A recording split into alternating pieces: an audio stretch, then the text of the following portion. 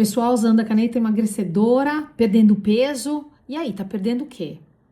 Muitos não sabem o que está acontecendo e isso é importante fazer uma bioimpedância. E não só isso, ter uma avaliação do que está acontecendo componente por componente. E aí eu vou mostrar para vocês uma análise que eu fiz para uma paciente que está em tratamento há 3 semanas. Seguinte, ó, a gente tem uma avaliação do dia 5 e do dia 25, 20 dias de diferença, tá bom? Você estava com lá, segundo os resultados, 78,600, agora 76,400, uma diferença de 2,2 kg. Falei para você que não é assim, não é nessa velocidade que as coisas saem. Seria lindo, mas não.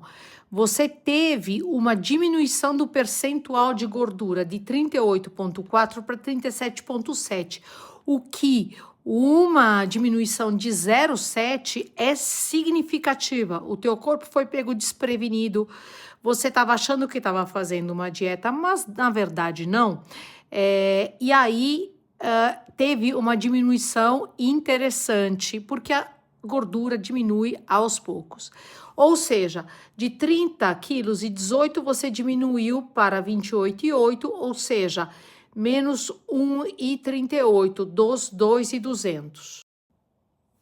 E o restante, então? O restante está aqui na massa magra e nos músculos. Veja, massa magra é tudo do teu corpo menos a gordura, ou seja, aqui inclui órgãos, sangue, etc.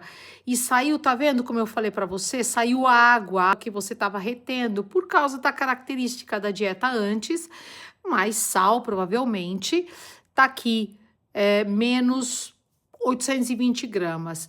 E aqui na musculatura você não pode olhar o percentual, mas a gente tem que avaliar sempre os quilos. Então, você tinha 21,3 quilos, você diminuiu a água intramuscular para 20,860, uma diminuição de 0,44, ou seja, saiu água do teu músculo, mas também saiu água do restante, quer dizer que você estava com excesso de água. Quando eu coloco para você aqui, essa aqui é uma suposição, ou seja, mantendo tudo que é massa magra e só reduzindo a tua gordura para 26%, que é uma meta muito longe, mas é a meta, vamos dizer, para onde você entra no que seria o normal. Na verdade, você teria que ter agora 19 quilos 860 de gordura. Então, a gente tem um caminho aí de 10 quilos ainda de gordura. E o teu peso final com isso seria por volta de 67 quilos e meio. Então, é isso que a gente tem que ter em mente, inclusive para os cálculos. Agora, o que é interessante, voltando aqui um pouquinho, é a perda relativa. Por quê? Porque a massa muscular, ela não pode chegar a menos de 10%. E aí, apenas 0,44 do que você tem de músculo perfaz uma perda de menos 2, praticamente 2%. Tá ótimo. E quando a gente vai olhar a gordura que você perdeu naquele período, perfaz 2,72%, 2,7%. Então, você ainda perdeu mais gordura do que músculo, que é uma boa notícia. Quando a gente vai analisar o gráfico que aquelas estatísticas mostram, esse aqui em azul mais escuro é o teu peso, e esse aqui é o teu peso ideal, teoricamente, supostamente, com 26%. Então, na verdade, olha como você estava mais distante e aqui você já se aproximou. Por que diminuiu o peso ideal? Porque também você perdeu água, mas essa aqui é a linha da massa magra, ou seja, da água do teu corpo que está em todos os órgãos.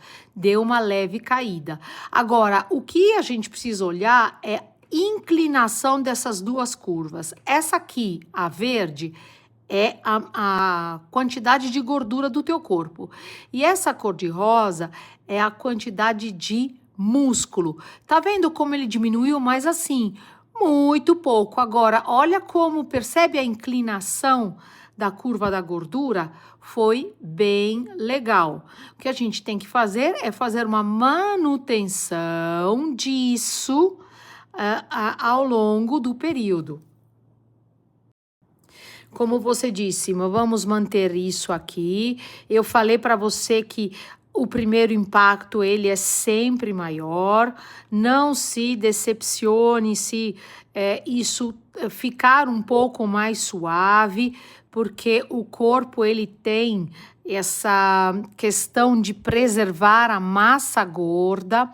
Então é importante que você perca devagar, é importante que você faça a manutenção dessa massa magra, é importante que você vá adaptando ao padrão alimentar, e é importante que você saiba que essa ausência de fome, de food noise, de compulsão por doce, ela tem a ver com o medicamento.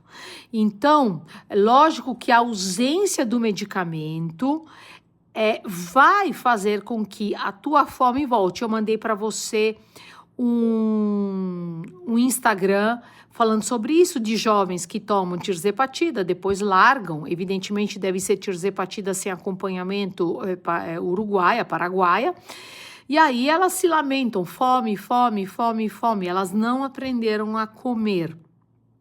Então a gente tem que evoluir isso, trabalhar com a tua educação nutricional, trabalhar com esses conceitos de retorno da fome, de volta do food noise, para a gente contornar isso em longo prazo.